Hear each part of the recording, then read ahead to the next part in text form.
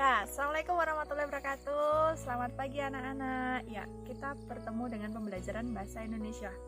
Pada pembelajaran bahasa Indonesia saat ini, Ibu akan memberikan penjelasan tentang teks eksplanasi. Apa sih itu teks eksplanasi? Ada yang sudah tahu? Mungkin waktu SMP ya, ada yang menerima teks eksplanasi ya. Ya, di sini Ibu di pembelajaran kelas 11, Ibu akan menjelaskan tentang teks eksplanasi. Teks eksplanasi adalah teks yang berisi tentang proses kejadian alam, sosial, maupun budaya. Di dalam teks eksplanasi, kamu diminta untuk menjelaskan tentang terjadinya suatu alam, tentang terjadinya suatu budaya ataupun sosial. Nah, alam itu seperti apa contohnya? Nah, dalam fenomena alam itu bisa Ibu memberikan contohnya seperti terjadinya meletus Gunung Merapi, terus banjir, terus tanah longsor, itu untuk kejadian alam. Nah, untuk kejadian sosialnya itu seperti demonstrasi, terus kenakalan anak remaja dan lain-lain.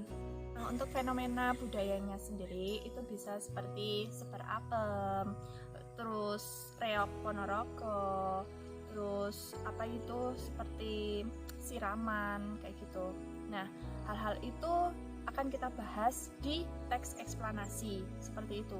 Nah, di dalam teks eksplanasi ada 3 jenis yang tadi itu ya untuk kejadiannya. Nah, kejadian alam, sosial maupun budaya seperti itu.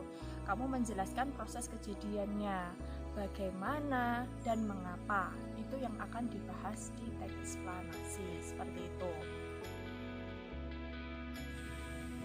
Nah, tadi kita sudah membahas tentang pengertian dari teks eksplanasi sendiri. Ibu memberikan gambaran apa itu teks eksplanasi. Nah, selanjutnya suatu teks eksplanasi itu bisa dikatakan teks eksplanasi itu harus dengan memenuhi ciri.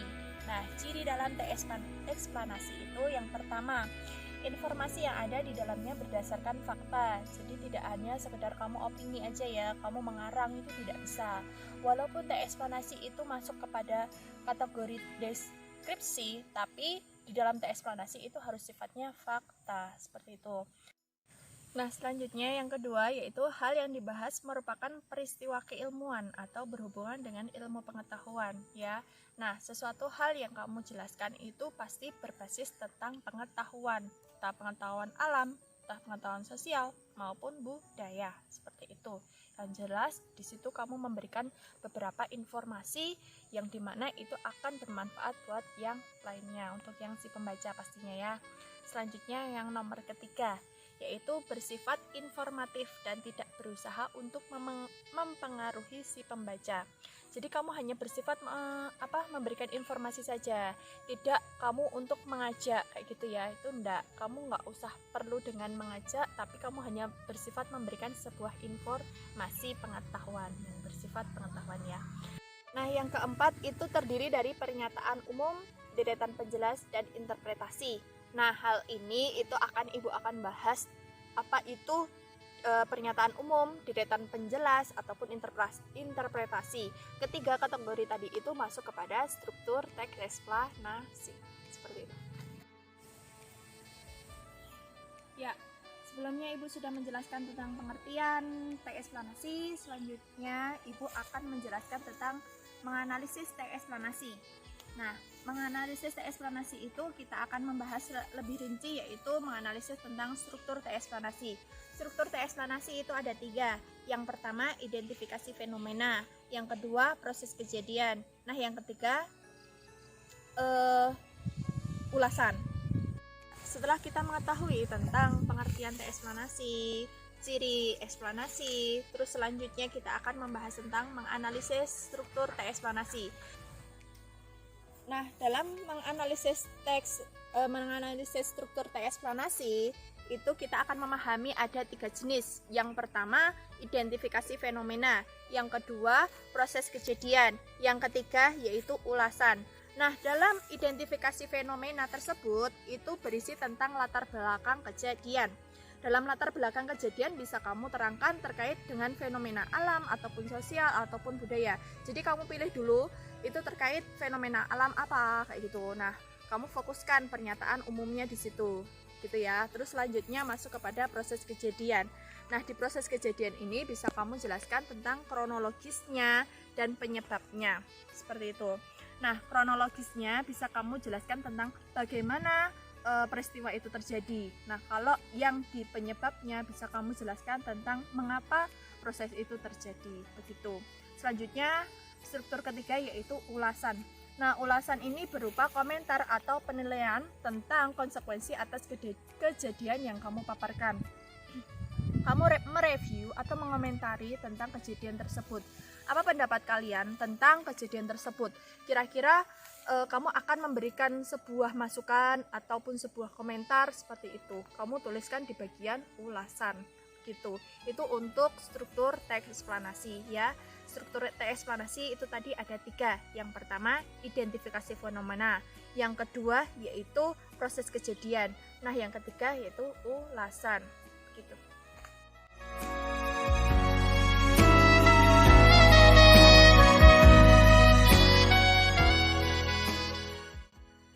Nah, setelah kita memahami tentang struktur teks eksplanasi, kita akan membahas tentang ciri kebahasaan teks eksplanasi. Teks eksplanasi itu mempunyai ciri kebahasaan tersendiri.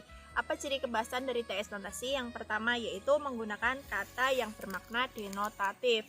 Tadi sudah Ibu jelaskan bahwa teks eksplanasi itu bersifat fakta, ya, tidak opini. Nah, tahu denotatif? Denotatif itu lawannya konotatif. Nah, denotatif itu artinya apa?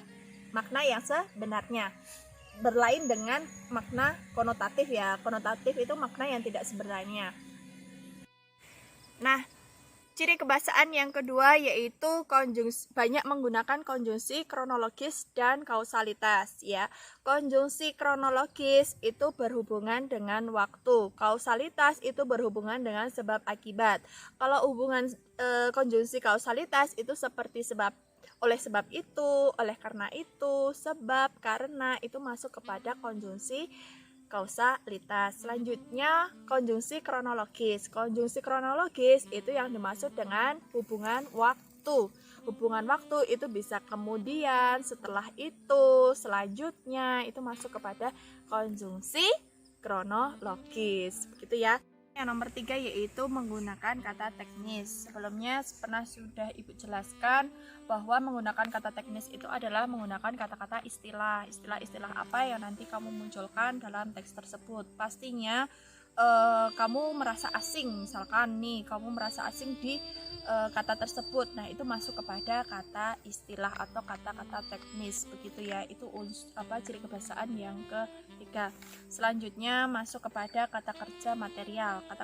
Kata kerja material adalah kata kerja yang mengacu pada tindakan fisik atau peristiwa. Nah, kata kerja ini banyak digunakan dalam teks eksplanasi karena apa? Di dalamnya menjelaskan tentang proses terjadinya sesuatu. Begitu. Selanjutnya kata kerja relasional.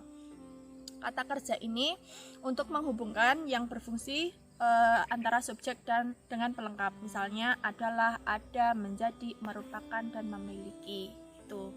Selanjutnya menggunakan kalimat pasif, bukan kalimat aktif, di mana teks eksplanasi itu bersifat memberi informasi, memberi pengetahuan. Jadi di situ tidak menggunakan kata-kata tanya, tidak menggunakan kata-kata mengajak. Kamu hanya memberikan informasi tanpa kamu mengajak atau bertanya, seperti itu. Jadi dalam kalimat ini bersifat pasif, begitu. Terus selanjutnya eksplanasi ditulis untuk membuat justifikasi bahwa sesuatu yang diterangkan secara kausal itu benar adanya. Nah, dalam pembelajaran ini pastinya tujuan akhirnya yaitu memproduksi teks eksplanasi. Dalam memproduksi teks eksplanasi sudah Ibu tadi sempat singgung bahwa di teks eksplanasi ini bisa berupa dalam bentuk dua pola pengembangannya. Nah, dalam pengembangan pola penulisan teks eksplanasi yaitu yang pertama, pola pengembangan sebab akibat. Pola ini sebab dapat bertindak sebagai gagasan umum, sedangkan akibat sebagai perincian pengembangannya. Bisa juga terbalik, antara akibat dulu baru sebab. Yang jelas kamu bisa menjelaskan dalam teks eksplanasi ini berupa sebab dulu, akibat dulu, sebab dulu terus akibat, atau kebalikannya, akibat dulu baru sebab, begitu ya. Itu pola pengembangan sebab akibat. Terus selanjutnya yang kedua yaitu pola pengembangan proses. Nah, dalam pengembangan proses ini merupakan suatu urutan dari tindakan-tindakan atau perbuatan-perbuatan untuk menciptakan atau menghasilkan sesuatu dari suatu kejadian atau peristiwa. Nah, kamu bisa menjelaskan dari urutan-urutan kejadian tersebut. Kamu menjelaskan secara runtut. Proses kejadiannya bagaimana? Kamu jelaskan secara runtut aja, seperti itu. Itu masuk kepada proses, begitu ya. Nah, untuk mengetahuinya dalam penyusunannya yaitu yang pertama, mengetahui perincian secara menyeluruh. Yang kedua, membagi proses tersebut menurut tahap-tahap kejadian. Terus yang ketiga, menjelaskan setiap urutan ke dalam detail-detail yang tegas sehingga pembaca dapat melihat seluruh proses itu dengan jelas. Begitu ya, itu masuk kepada pola pengembangan proses. Selanjutnya, dalam langkah-langkah penyusunan teeksplanasi, yang pertama, Ibu akan menjelaskan. Yang pertama itu mendaftarkan atau menentukan topik-topik yang dikembangkan menjadi teeksplanasi. Kamu tentukan dulu topiknya seperti apa. Kamu mau menggunakan teeksplanasi yang alamkah, atau sosialkah, atau budayakah. Nah, ketika kamu sudah menentukan topik, maka kamu akan lebih mudah dalam membentuk atau menulis teeksplanasi, begitu. Terus selanjutnya, menyusun kerangka teks dengan cara menomori topik-topik tersebut sesuai dengan struktur yang baku. Nah, dalam teeksplanasi itu dibahas tentang menyusun kerangka. Dalam menyusun kerangka ini, kamu bisa dalam tahap menulis itu menggunakan pramenulis, menulis, pasca menulis. Di dalam pramenulis, kamu bisa mencari poin-poinnya yang akan kamu jabarkan di tahap menulis. Nah, poin-poin tersebut itu adalah kamu mencari informasi-informasi yang bersifat fakta, kamu rinci, terus selanjutnya kamu kembangkan dalam teeksplanasi di bagian menulis. Selanjutnya di pasca menulis, kamu bisa mengembangkan dari apa yang sudah kamu tulis tersebut. Yang sudah kamu tulis tersebut kira-kira ada kekurangannya enggak? Kira-kira ada kesalahannya enggak? Kamu bisa memperbaiki di bagian pasca menulis. Seperti itu ya, Nak ya. Terus selanjutnya, mengembangkan kerangka yang telah disusun tadi menjadi teeksplanasi yang lengkap. Jadi apa yang sudah kamu tulis tadi, kamu kembangkan menjadi sebuah teeksplanasi yang benar-benar sudah lengkap, begitu. Terus selanjutnya, menyunting teeksplanasi yang ditulis teman dengan tujuan mengoreksi kesalahan-kesalahan.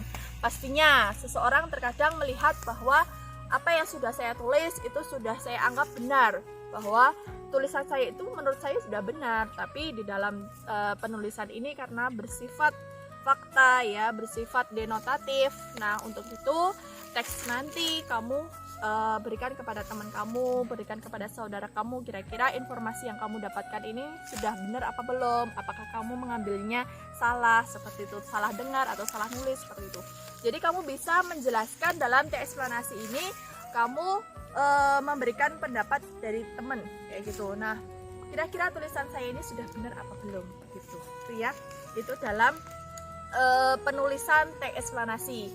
Begitu, Nak. Kira-kira ada pertanyaan atau tidak? Ketika nanti ada pertanyaan, coba kamu tuliskan pertanyaan tersebut, terus kirimkan pertanyaan kalian kepada Ibu. Pastinya melalui Google Classroom. Kamu langsung bisa merespon, bertanya, ataupun menanggapi, ataupun mengkritik dari pembelajaran teeksplanasi. Kira-kira apa yang belum kalian pahami, tanyakan saja di bagian kolom komentar. Ya, cukup sekian dari pembelajaran Ibu. Di rumah tetap semangat, selalu belajar. Jangan lupa tugas-tugas yang belum diselesaikan. Dan Ibu pesan sekali lagi untuk anak-anakku, tolong jaga kesehatan, dan misalkan ada mau tanya atau apa, pertanyaannya pun juga harus hati-hati. Artinya apa, kata-kata atau kalimat itu juga harus dipertimbangkan. Jangan asal bicara aja. Selalu Ibu tekankan bahwa penilaian itu tidak sekedar murni dari pengetahuan, melainkan juga sikap dan keterampilan. Jadi ibu mohon sekali untuk kelas 11 ketika mau bertanya ataupun apa harus dipikir ulang. Kira-kira kalimat itu sudah pas atau belum? Seperti itu ya. Nah, cukup sekian dari pembelajaran Ibu. Assalamualaikum warahmatullahi wabarakatuh.